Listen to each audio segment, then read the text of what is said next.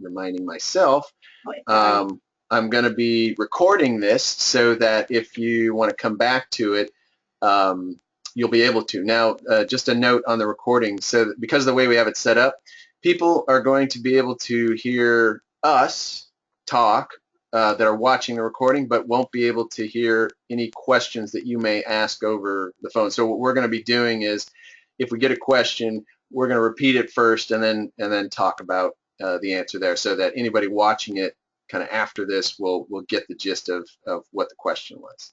So, okay, so let's go ahead and get started. So the way we want to structure the call today is we're going to do a little mini lesson on nutrition fundamentals, and actually go a little bit deeper into some of the reasoning behind how the program's structured, and some of the, kind of some of the science, not really the science behind it, but the almost more the kind of nutritional theory behind it. So so that's what we're going to go through that first, and then I think we're just going to, along the way, if you've got questions, throw them into the chat window, and we'll keep an eye on it. But also afterwards, if you've got questions on anything, any part of the program at all, we'll do the same thing. We'll open that up and we'll answer them then. So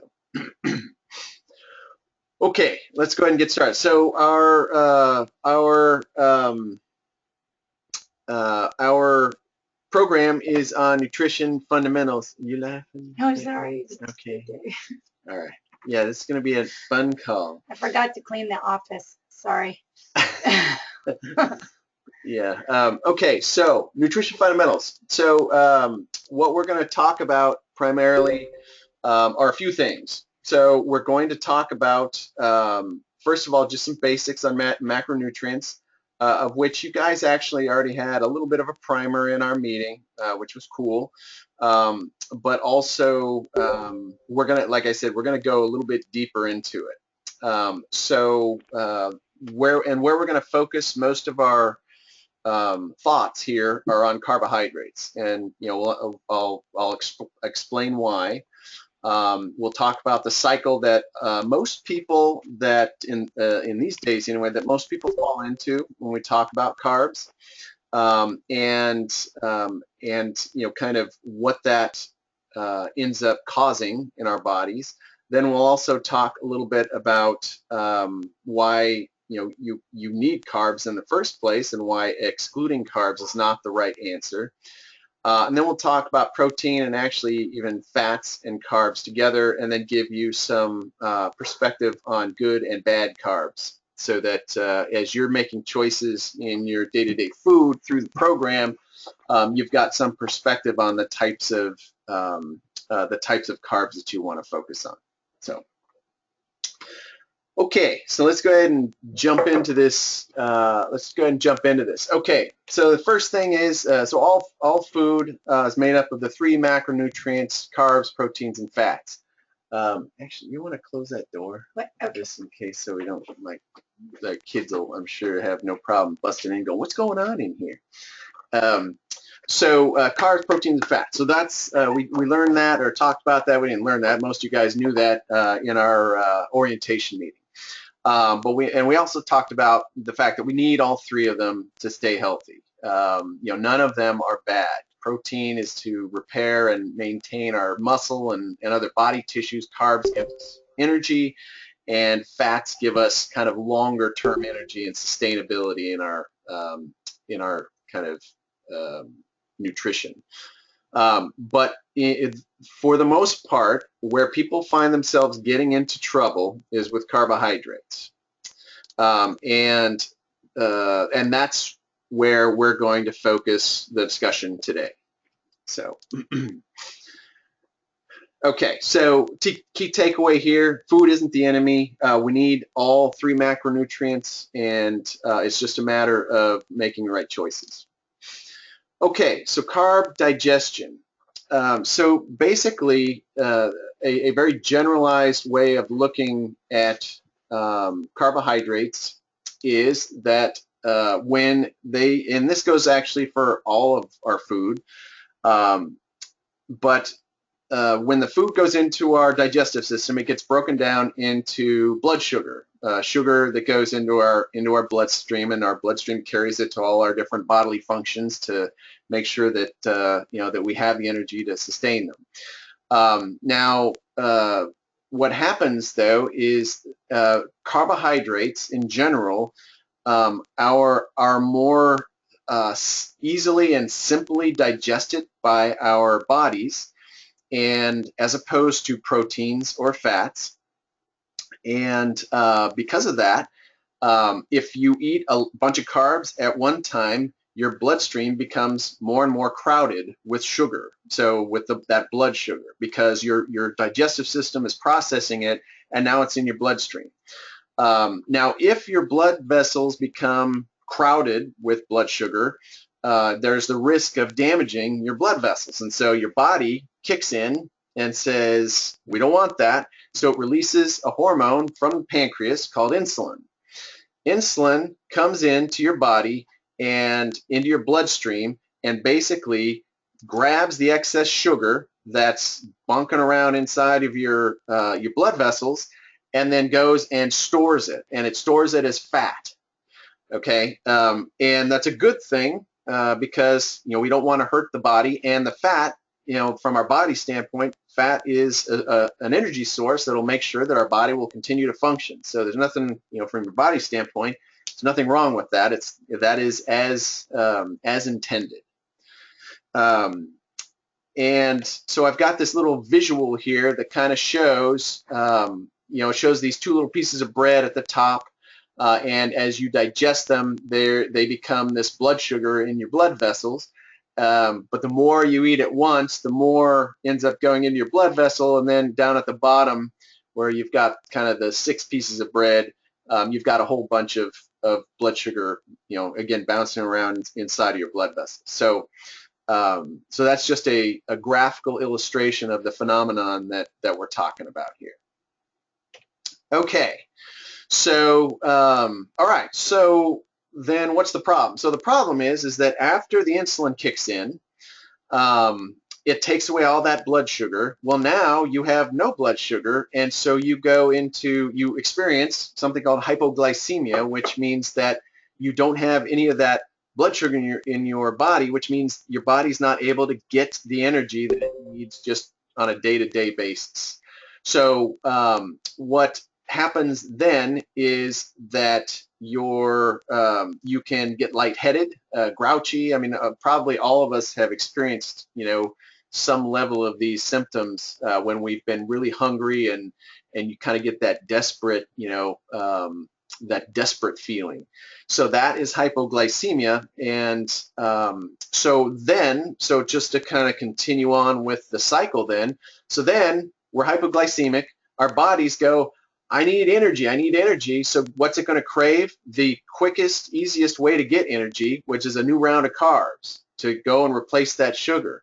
Now, if you were to go and just eat a moderate amount of carbs, then you would be fine because you wouldn't have too much going into your body at one time. Well, the problem is that you're in this state of very, very hungry, and so you grab these carbs, but you don't know when to stop, because just because you ate it, your body takes a little while to start digesting it, so you're not going to feel satiated at all by eating the stuff that you've eaten. So we tend to overeat the carbs again. And then that kicks off another insulin surge that will kind of trigger the same thing again, where you feel pretty good for a time because you've got all this sugar in your body and you're feeling good. Well, then that insulin surge kicks in, grabs all that, goes and stores it as fat, and now you're back to feeling, at whenever that cycle runs its course, you're back to being hypoglycemic. Now so if that's not bad enough, because that's where most of our fat storage, our excess fat storage, comes from this cycle, the cycle of overeating carbs at one time. So in addition to that, the problem is that over time, if we continue this cycle, what happens is our bodies actually become immune to the insulin, like it stops working the way it's supposed to, and so your body has to pump more and more insulin into your bloodstream to get the effect of pulling out the excess sugar. So, and the problem that happens with so what that does is it triggers faster weight gain, but it also is a key factor in developing type 2 diabetes. So, so type 2 diabetes is almost solely driven by this cycling of carbs, you know. Okay, and and the good news is that it's also type 2 diabetes is also treatable by diet and lifestyle. So stopping that cycle essentially and letting your body heal itself and self-regulate.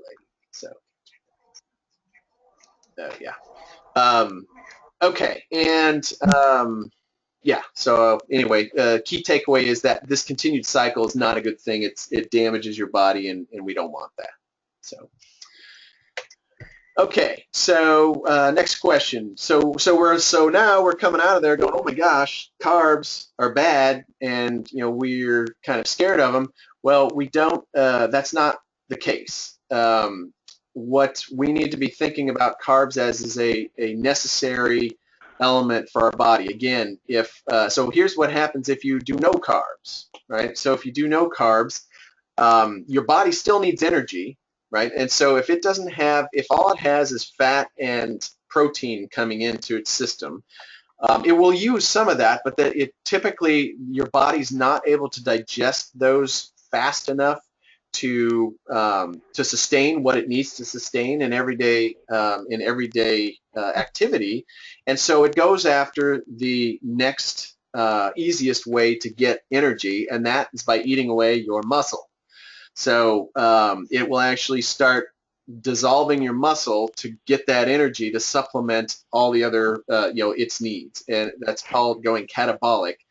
And it's definitely not something that you want to do. Now, you will hear that no carb diets, and I'm just going to go real quick and mute a few folks. So just for folks to come on, I'm just muting everyone that comes on because it'll start to get noisy. Okay. What you'll see with low carb diets is, or no carb diets, is there's a lot of rapid weight loss early on, but that weight loss is basically all of your muscle getting dissolved. So it's just a horrible way to lose weight because basically your muscle, we haven't talked about it a lot, but your lean body mass, your active tissues in your body, muscle is a key part of that. Your digestion and all those things are also, but muscle is a key part of that. And so not only do people that go on these diets lose their muscle in general, and that's how they lose weight, well, they lose a lot of the fat burning engine that their body naturally has. And so that's why when people on these diets, when they stop the significant, or even if they don't stop because they run out of muscle, they find that they regain that weight and even more so much more quickly because they now have a lower metabolism, and it's just not a good thing. So yeah, so okay, so I was just talking about that. I realized that's what my bullet items were saying here. And yeah, so no carb diets are horrible. So the bottom line here is that we need the carbs, and the key is to keep them in a proper proportion of what it is that you take in. And that's part of the GetLean challenge, is and part of the balance of macronutrients. And we'll get to a little bit of where protein kind of gets into that, into the mix. But that balance kind of gives you immediate energy through the carbs. It gives you longer term energy through your through the fat, and then of course the protein is there to continue to rebuild and maintain, because we all lose muscle no matter what. Like there's no way to not lose muscle. Other than continuing to have the building blocks to replace it. And so that's what the protein is there to do also. And if you think about so carbs are very much, they come in, your body chops them up and then sends them into your bloodstream. Protein, you can think of protein as it's like a string that's wrapped around in a big ball, and so your body first to digest it, your body has to like unwrap it and then chop it up into a bunch of little things and then send it. And so it takes longer to digest protein, and so it stays in your body longer in your stomach, so you feel a little less, you kind of have sustenance, a feeling of sustenance in your stomach, but also it's because of that because of that process, your carbs don't get absorbed as fast because your body's not just absorbing carbs, it's now working with all these different things at one time. Can I say Yeah, something? good. And so, but obviously we know this because, right, there's like the whole good carbs and bad carbs. So the big thing is, though, also is that when you're talking about complex, part of that is as well, when there's fiber in there, when there's, oh, is that going? Yeah, we have a whole slide. Oh, yeah, I forgot about that slide. It's coming, so now you're be ready. But the key is that because we're saying carbs, it doesn't just mean bread. So yeah. Okay. Whatever. What? All right. Okay. So, all right. Wait, look at that. Oh, look. Yay. Bad carbs. Okay. So, all right. So when we talk about carbs, not all carbs are equal, and as Diana mentioned, they're kind of I mean, it's there's basically almost like a scale, but we're gonna kind of take the scale, a scale meaning very high to very low and a bunch of shades of gray in between. We're going to kind of break it into two different types of carbs. So kind of take that scale and knock it in half. Things above the chart are what we'll call the high glycemic carbs, and then things below that half of that chart are low glycemic carbs. High glycemic carbs are carbs that are basically absorbed very, very quickly into your bloodstream and are just very quick to get through. And examples of that are sugars, glucose, fructose of fruit, sucrose, white rice, potatoes. So most white things tend to be high glycemic carbs. And again, there's nothing wrong with it. It's just that you can see that if these are very, very quickly digested and released into your blood, that you run a much higher risk of getting that insulin surge if you focus on eating high glycemic carbs and you don't mix it up with some lower glycemic carbs. So let's talk about what those are. So the low glycemic carbs are also known as polysaccharide carbs. They are just they're the nature of their their kind of makeup, their cellular makeup is that it just takes longer for your body to digest it and absorb into the bloodstream. And things like this are oatmeal, beans, yams, barley, vegetables. Just whole grains. Brown rice, right. Stuff like that. And I don't remember on the pink sheet, is it broken out into high versus low? Do we have? Not really. No. Yeah. So if you want more information on exactly what or what, maybe we can find a resource. It would just at the end of the day, you just don't want to make it so complicated. And the one thing I would say that you do want to be mindful of is that fruit is great, but to watch that in moderation, because that also can potentially, a lot of fruits are high glycemic, so it's on that too. But yeah, if anybody wants more information on kind of a little bit more of that side of things, we just didn't want to over scientific the pink sheet. Yeah. But the better, if you are able to, if you can, err on the side of more low glycemic carbs than high glycemic, it's going to be better for you overall. Now, the only time, we'll say the only time that it's kind of okay to have a little more on the high glycemic carb side is basically after a workout. Because what happens in a workout is that you are basically, your muscles, again, we talked about you need blood sugar for your muscles to you need blood sugar for your to fuel your muscles. Yeah, to fuel your muscles, and your muscles kind of it's called glycogen, and it's kind of, I don't know if it's actually stored in your muscles. Glycogen is stored. Yeah, stored in your muscles. So when you work out, your muscles use up that glycogen. So at the end of a workout, of course it depends on how rigorous the workout is, but a lot of times, especially in EF classes, your glycogen is pretty low with your muscles. So your muscles want that replenished as soon as possible. So a high glycemic carb at that time, right after a workout, is actually very helpful, because it immediately gives your muscles, again in moderation, but it immediately gives your muscles that sugar, the glycogen resources to start rebuilding from the breakdown that's happened during the workout. Well, and the big thing, the reason why it's so cool, why exercise is so important for the whole insulin cycle, is because then there's less insulin needed, because your muscles actually soak up a lot of that sugar that just hit your bloodstream. Your muscles are like a little sponge. So another great reason to work out, because you want to have less of that insulin having to do work on its own. Yeah, so it's cool. All right.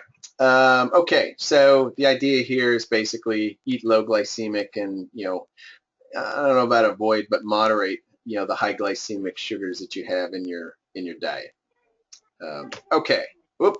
All right. So so that's the end of this. But there was one other thing that I wanted to talk about, and that was the protein and the fat. The cool thing about the balance of nutrients, and the cool thing about the balance of nutrients is that when you put carbs and fats and proteins all together into your digestive system, it tends to, you will not have all carbs entering your stream at one time, because your body is going to be, it's going to be processing everything at once, and so the presence of protein and fat in your diet moderates that. It's just not so steep. Right. There's such peaks and valleys.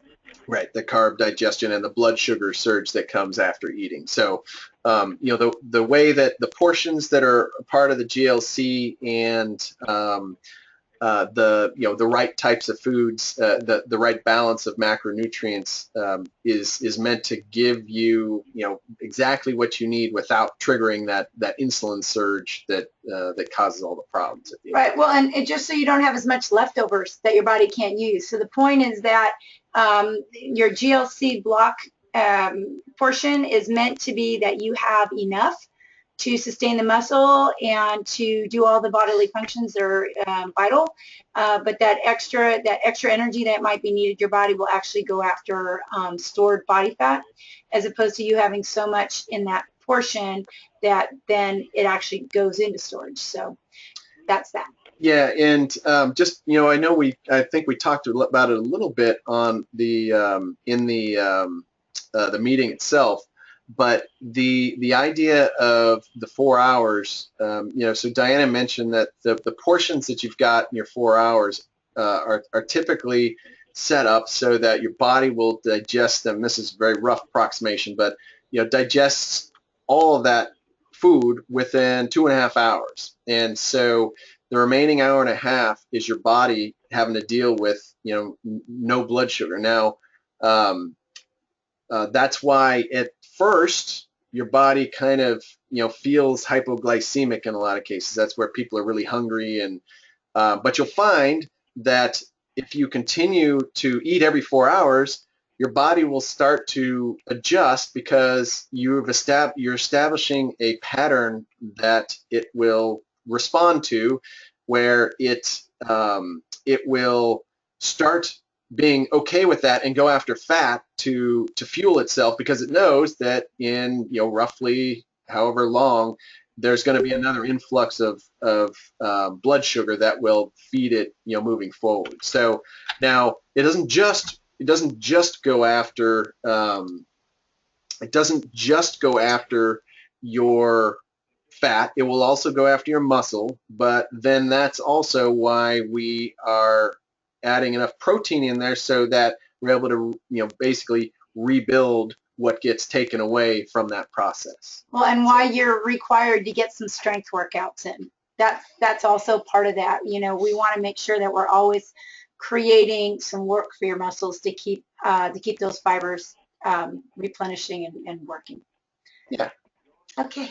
All right. So so I think that is that's the main part of the kind of kind of more in-depth view of what we're doing here. Are there any questions? Now, again, for those of you who joined a little later, I've muted everybody.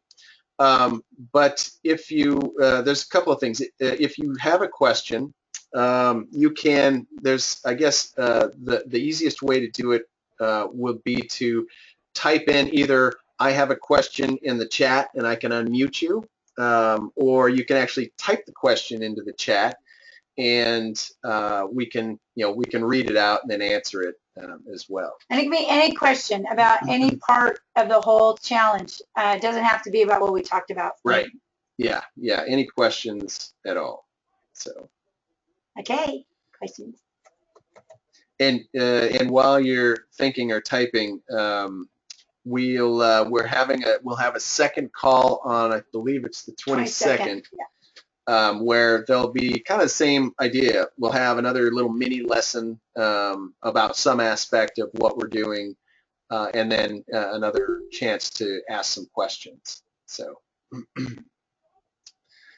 any questions? All right. All right. Let me see.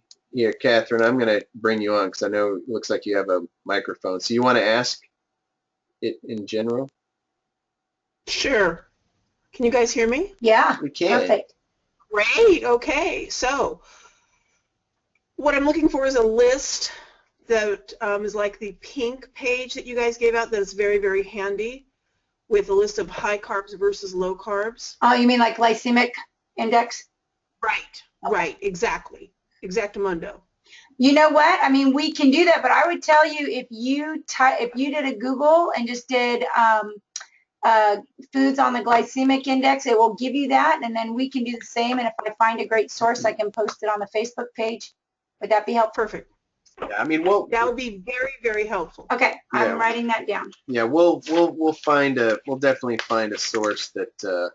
Yeah, no, it's great because if you're choosing between some, and if I can just say really, really quick, a little thing about alcohol, because I know my, if we go out to dinner, I'm like, maybe I'll just trade, a glass of wine instead of bread type of thing. But, and that's a good solution when you are, going out. But in general, just from a calorie standpoint, just real quick, proteins and carbs, pretty low in calories per gram. Fat is 9 calories per gram. Alcohol is 7 calories per gram. So just so you guys, alcohol in itself is its own kind of thing, and it is not equal. It's much denser in calories, empty calories than carbs are. So, well, is alcohol made from sugar? Yes, it is, but it's more intensive. It's being that it's ethanol. Right, right. Okay. Just something to know. Okay, Kim's got one. All right. Anything else, Catherine, before we? No, I'm good, guys. I'm having a great time. Oh, cool. All right. Thank you. Thank you. You can mute me now, Michael. Okay. All right, Kim. Let's see. Dates and honeydew. All right. Yeah, Kim doesn't look like she has a. No, it says up here dates. Yeah. Oh. All right. Yeah. Medjool dates. I'm assuming. Yeah. You were asking if medjool dates and honeydew, and it says it's listed as half, and you're saying half a cup. Yes, I would say half a cup, even though, quite honestly, medjool dates half a cup, like don't squash them in. They're pretty high in sugar. I actually would like to double check that one. That's I would go with that for sure on honeydew, but I guess I'd have to see how big the dates were, how many you can get in half a cup. Sorry, Kim, it's not too exact. I'll look it up. But I would have to say dates would be like 2 or 3 tops for one block of carbs. Yeah, Kim, can you? It looks like you can talk now. Yeah. So So I guess one of my curiosities is one of the last, or actually one of the takedown challenges, there was Majul date, cocoa. Or the orbs. Yeah, the mocha orbs. Like dessert balls that you could make. Yeah. So I guess that still applies to one, what is it? One. Yeah, it was like one per block or unit. You know what? Any of the recipes for the takedown challenge are going to roughly be just fine. If you had a favorite that you had before, are going to be fine for the GetLean challenge, because essentially blocks and units out in the world are essentially the same. We just went through and made sure to double check on some of them. But if you have a favorite recipe, you can pretty much know that you can use it. It's not like the GetLean ones are going to be super different. Okay, all right, because on the pink sheet, the Honeydew and the Majul just say half, and I'm assuming it's not half a Honeydew and it's not half a Majul date. I would go with half a cup. Okay, cool. Half a Honeydew, that'd be awesome. That's pretty high in sugar, so probably right. Thanks. Sure. All right, thanks, Kim. All right, let's see. Lisa Forward has a question. Let me see if I can. It doesn't look like I can unmute you, Lisa. All right. Anyway, go ahead. So Lisa's question is, I've learned, thanks for doing this. I've learned a lot. I bought the 2-block bar Pure Fit the other night at orientation, but I've been doing my math right. It looks like it is 3 blocks, protein, carbs, and fat. What am I doing wrong? Lisa, you're not doing anything wrong. So one of the things is, so we count it as a 2-block. And here's why. So here's where you do have to be a little bit careful about doing strict math on things, because for sure math, like if you're just trying to figure out the carb, you know, kind of a rough estimate of carbs of one of your favorite foods, but a block has some wiggle room. It has 25% calories as like wiggle room built into it. So we want you to kind of get out of having to get too county with everything. That's why we ran it, because the Pure Fit bars are smaller than the Pro bars, and their ratios are a little bit smaller, and it pretty much fits a 2-block meal. So you're not doing anything wrong. It may be that you're over calculating it a little bit, because we aren't only adding the grams. There's also some wiggle room where we've added an additional 25%, because a lot of foods are a combination of different macronutrients. Does that make sense? You are not doing anything wrong, but you can assume a Pure Fit bar is 2 blocks. Yeah, it's definitely not exact, and you're actually not the first one that's asked asked that question. We're just trying to keep it as simple as possible, and you know, if you use a Pure Fit bar as a 2-block meal, you will be fine. All right, any other questions? One thing I would invite you guys, you know, if there are topics that you are just really interested in, or you think of things afterwards, like the Facebook page is a great forum for questions that require, you know, a little more thought, or, you know, us to kind of reach out back. Midway through the program, right around week 2 is where we'll have another call. And if there's something in particular you'd like to know, at that point too, let us know ahead of time. I mean, we have ideas of what would be interesting, but it's going to be most important what you guys are, what kind of things are coming up for you. Yeah. So is the call, do you guys like the idea of the call? Okay, obviously nobody can say anything. I forgot you're on mute. Yep. Clearly I don't do this very often. We have some more questions. Hold on. So Lisa Peral says 1 Majul date a 24-gram medjool date I mean, they're pretty big. has 18 grams of carbs. There it is, my finger. Yeah. Yeah, so, you know, like one date, I mean, they're very packed. So, yeah, half a cup, Kim, if you're still on the phone, probably too many dates. Too many dates. So, I would do... Too many dates. Oh. Yeah, I'm going to make sure Diana's in. So hot. I would probably be mindful of dates. If it's in a recipe, like the recipe she's talking about, that was mixed with a lot of other things, so it wasn't just like dates. No dates for dinner. Yeah, so Lisa had another good question. So Lisa kind of had a follow on. She said, okay, thanks for that. If I have a 3-block meal plan, then what do I add to the bar? Carbs, protein, or fat? All of them. Yeah. Okay.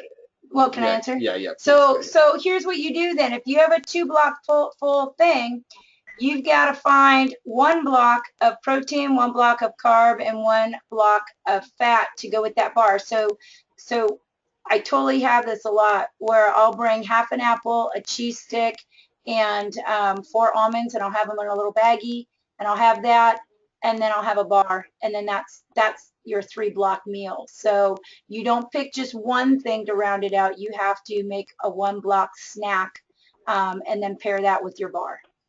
Yeah, and again, we're just assuming, Lisa, that is a 2-block, that bar is a 2-block meal, and that you've got, if you have a 3-block meal to fulfill, that then you have 1 block of each to go. So. There's a really great question. I'm so glad you asked this, Carol. It's from Carol at Cliver. It says, I feel like I have too much food. I am feeling pretty full after each meal and not hungry when I am due to eat again. Even though I'm pretty active, can I reduce the amount I eat? Yeah, so it's a great question, and no, this is not stuff yourself challenge. But I will tell you, in the beginning, especially if you're someone that tends to go longer without food, your metabolism needs a chance to kind of kick up. So what you would do in this situation is absolutely not stuff yourself, but what you want to do is eat your protein first. So eat till you feel satisfied. If it's not the whole portion, that's fine. That probably only happens for about a week. Okay, I remember one time making the chili, and we laughed so hard at what Mike's amount was. It looked humongous, and you know, for whatever his blocks were. And over time, once your metabolism kicks up, you might be licking your plate and being just fine with that. So, but please don't feel like you ever have to stuff yourself. What you can't do is skip a meal. And do try to eat your meal within around 20 minutes. It's not something you want to stretch out forever. And you count your 4 hours from the time you started eating. Hopefully you finish around 20 minutes. And then it's 4 hours from the time you started. Okay, just kind of cruising along here. There's some more comments and questions. Catherine, sure would be helpful to have another session at the halfway point. Yep. Yeah, that's absolutely. It's on your calendar at the back of your binder. Yeah. Kim, do like the call. Thank you for sharing your time. Our pleasure. Kelly Morlock, question. I don't eat breakfast till 9, so should my last meal really be at 9 p.m.? Yeah, it should. But that's not always realistic for people's lifestyles, and we get it. And this is where, you know what, I will just tell you guys, because I have all these conversations all the time with people with different kinds of jobs, whether they're teachers or nurses or just have crazy lives or they sleep in or whatever.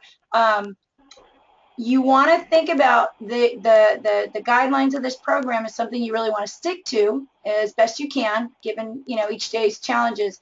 And less about how to make it fit what you're doing now, as opposed to potentially kind of trying something new to mix things up, right? So, Kelly, I would just throw it out to you. Is there any way you could eat earlier? You know, whether you have a small meal like at, you know, 7. Like you could do a 2-unit smoothie or something that's not as big of an event of a meal. But if you can back that up, and then you would have another meal at 11, 3, and 7 again. So not trying to force you to, you know, do something you can't do, but it is really important to try I remember thinking there was no way I could work out without at 5:30 without eating first, and then I just tried it. I mean, and nothing bad happened. It was great. So sometimes we get a little stuck, and it's this opportunity to try something different. But if you don't, you're either going to end up skipping a meal, which is not going to be enough fuel, or you're going to end up kind of trying to tweak your hours all day, and that's not going to give you the same success. Yeah, I mean, or if you've got, if your lifestyle or your work is saying that, you actually, you don't get up until around 9 because you work until 1 or 2 in the morning, then this actually wouldn't be bad at all, So Right. I think it really, as much as you can, gear your eating to the 4-hour interval.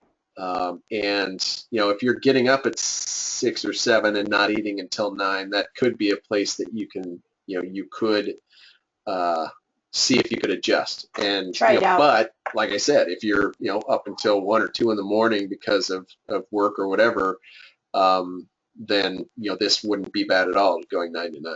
So. All right, Lisa. So moving on, Lisa says, "Oh, thank you." Carol says, "Oh, thanks." Michelle AAA says, "Hi, do I have to eat breakfast before working out?" You don't, but it depends, right? I mean, it depends. Like if your workout is, at 9:45, that's a long time to go. So think about you haven't eaten all night, right?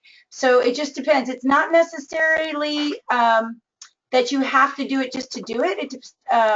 Because again, your muscles a lot of times will have stored glycogen that will help them do, especially an hour workout. I mean, if you're doing 2-3 hour type of physical exertion, then you're going to need some kind of fuel in there. But for a normal workout that we do, you should be okay. Now that works, for instance, if you do a 5:30 in the morning class, you're coming off, you not sure you want to eat anything anyway. If it's later in the day, it just depends on when you woke up, because you could feel kind of yucky first thing in the, if it's you've been up for a while, your body's been going, and you maybe only had coffee. It really depends. I would say to you to try it once and see how you do. It's really super individual and depends on kind of your body type. Yeah, and just one other thing. And I'm sorry, I like kind of zoned out for a second, but I don't know if you said this, but you don't want to eat. Did you say about not eating too soon before workout? Give like maybe 45 minutes. Right. Yeah. I mean, for sure, don't wolf down a bar on your way in the door, because the main thing is you don't want a bunch of stuff in your stomach that your body's trying to digest, and now all of a sudden your arms and legs need all this blood flow. It all leaves your, it's like it's not really a great way to go. Honestly, if you're having like eggs and anything a little bit more complex, you might need more like an hour. For oatmeal, I seem to need an hour. For a smoothie or a bar, something easier to digest, 45 minutes can be fine, but don't try to do it too close. Yeah, too close, and you're just going to be burping it up the whole time, and it's not going to taste good. That was a guy saying that. It's true. Okay. All right. All right. Any other questions? Any other questions? I don't see any coming through here. No. And it's funny because I think Michelle actually left before she came. Okay. All right. All right. Okay, go get guys. them. Who's working out tomorrow? All right. They can't answer. Oh, yeah. They're all muted. All right. So don't. Oh, good. Carol did. All right. Thanks, you guys, for joining. If you've got any other questions, you can certainly reach out to either of us. You can also use the Facebook page as a great resource to ask questions and get answers as well. At your weekly weigh-ins or check-ins, you can also ask questions as well. And obviously, anytime during class that you're in or whatever, lots of different times and resources to get your questions answered. And again, we'll have another live session like this on the 22nd, and we'll send enough notice out so that you know what's going on. Just for my new folks doing the program, just so you know, the check-in times are open just like they were for the measures. They really aren't a lot of time. If you have kind of involved questions, it is better to ask them either during the week, email me, Facebook, email anybody on our team. In the weigh-in sessions, we try to go. We're happy to answer things, but if you have in-depth questions, definitely see us offline. That will be better. We have another yeah. question. One more question, looks like. Melissa asks, the wrap recipes mention a light dressing. Is that okay, or should we be making our own with oil and vinegar? Don't have to. Do whatever is light. In fact, you buy a light one, whatever's easier and you like it, and it is light. Definitely, there's no problem. Just try to buy stuff that's maybe not full of chemicals and stuff. Yeah. Cool. All right, you guys. If you want to go back and review any of this stuff, we will be posting a link to the recording so that you can go and revisit it as much as you'd like. Thanks for joining us tonight. Everybody have a good night and a good week. Yeah, got to get that in. All right, you guys. Take care. Okay. Bye. Thank you.